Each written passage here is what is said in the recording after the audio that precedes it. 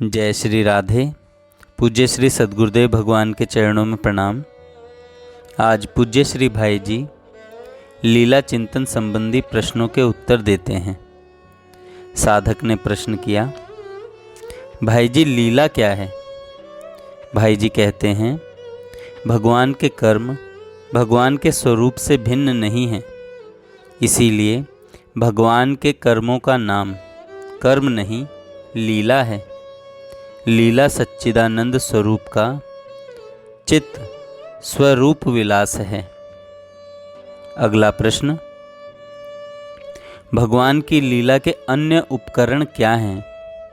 पूज्य श्री भाई जी कहते हैं, भगवान की प्रकट लीला में जितने भी लीला सहचर वात्सल्य मधुर एवं सख्य भाव रखने वाले हैं, वे सब के सब भगवान के ही स्वरूप हैं, क्योंकि वे सभी भगवान के पार्षद हैं।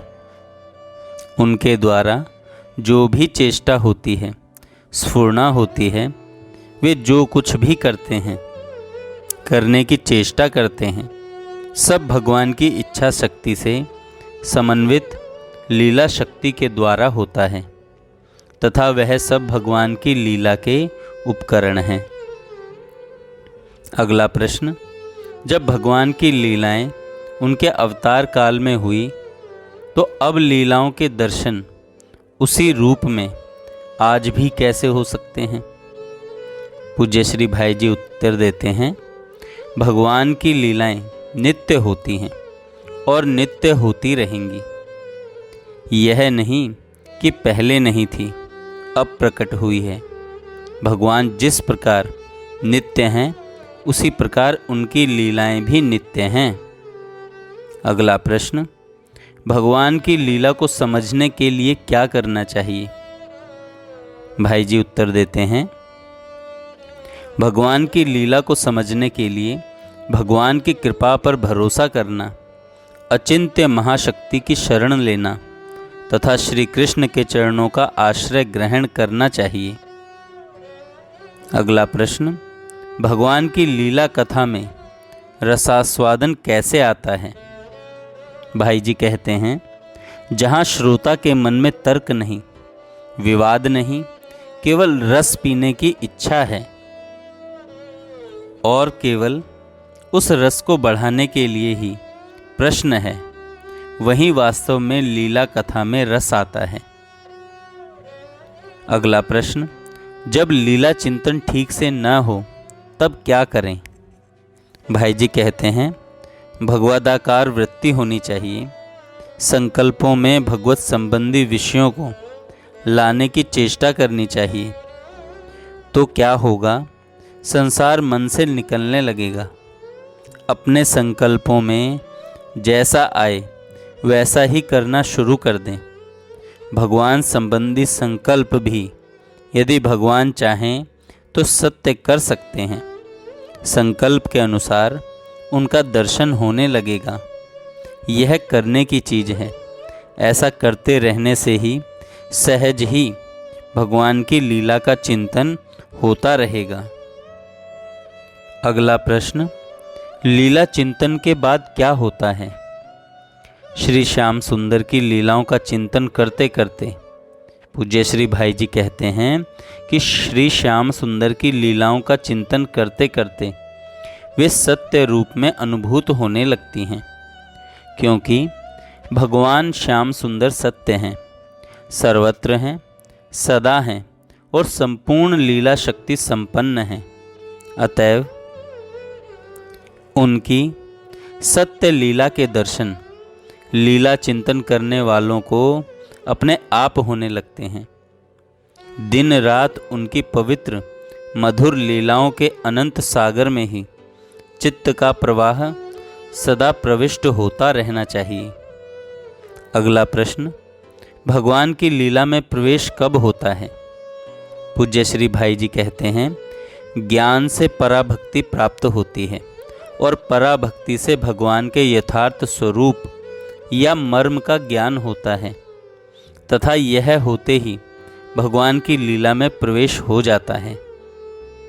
साधक ने प्रश्न किया, चेष्टा करने पर भी लीला चिंतन सदा एक सा नहीं चलता, इसका क्या कारण है? पूज्य श्री भाई जी उत्तर देते हैं, लीला चिंतन एक सा नहीं चलता, इसमें विभिन्न संस्कारों का उदय, वातावरण, चित्त में गुणों की तारतम्यता आदि अनेक कारण हैं। जब कभी कमी प्रतीत हो तभी प्रार्थना के साथ दृढ़ भाव से लीला चिंतन का प्रयास करना चाहिए। होता तो उनकी कृपा से ही है।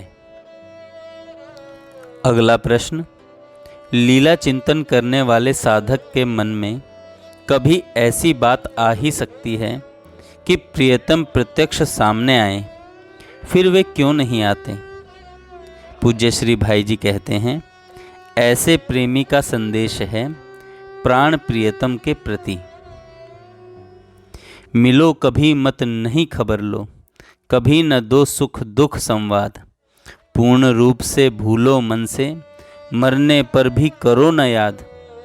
पर मैं तुम्हें नहीं भूलूंगी, ताकूंगी न दूसरी ओर। न्योछावर हो चुका तुम्हीं पर, जीवन यह मेरा चितचोर।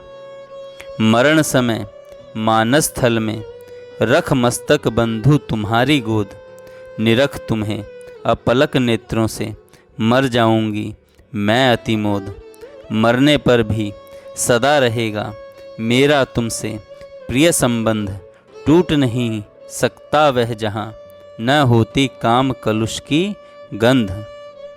अगला प्रश्न, लीला चिंतन करने वाले को क्या स्वयं को जांचते रहना चाहिए कि कितना आगे बढ़े? भाई जी उत्तर देते हैं, तुम अपने को जांचो मत कि कितना आगे बढ़े हो, कितना ऊपर चढ़े हो।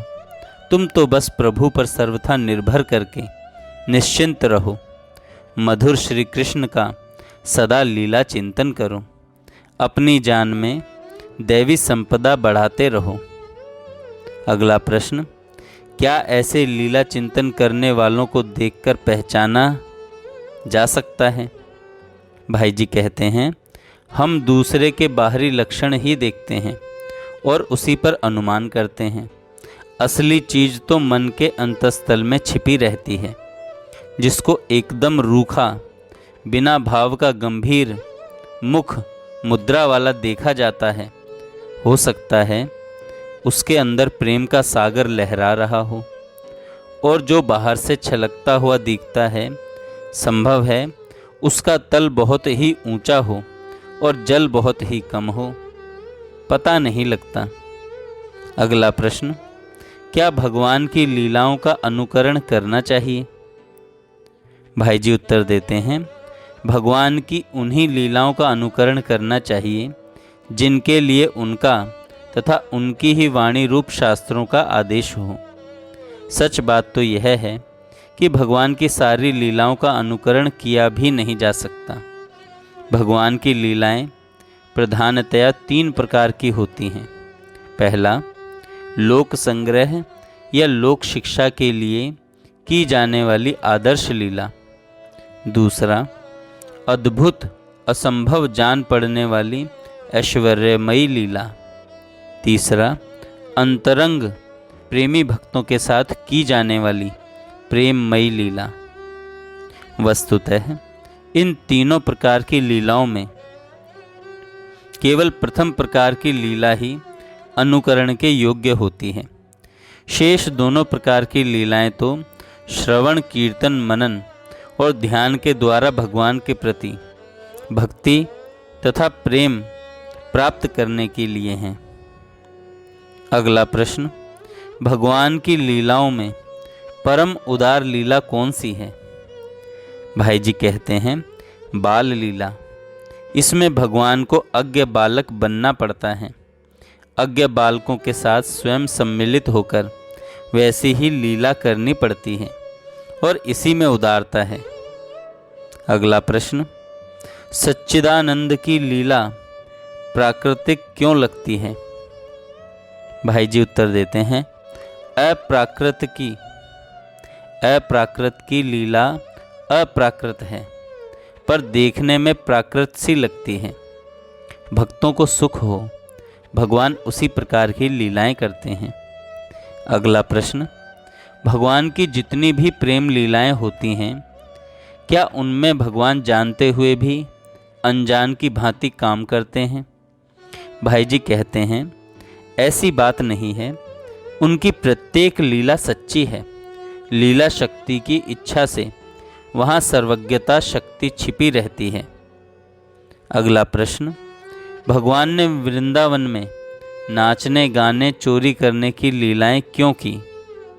भाई जी कहते हैं, विश्वासी भक्तों के संकल्प से। अगला प्रश्न, भगवान की लीला कथा का महत्व क्या है?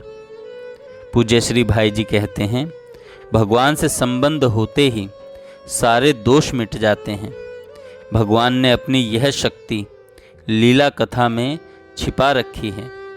भगवान ने कृपा करके अपनी लीला कथा माधुरी इसलिए छोड़ रखी है कि जगत के बहिर्मुख लोगों का कल्याण हो। जय श्री राधे। आपको ये प्रश्न उत्तर कैसे लगे आप ज़रूर बताइएगा कमेंट में। फिर आगे इसी तरीके के प्रश्न उत्तरों पर वीडियो बनाएंगे। भाव देह क्या होती है, गोपी देह क्या होती है, गोपी प्रेम क्या होता है, इन सब पर प्रश्न उत्तर जरूर लेकर के आएंगे। जय श्री राधे। जय श्री राधे।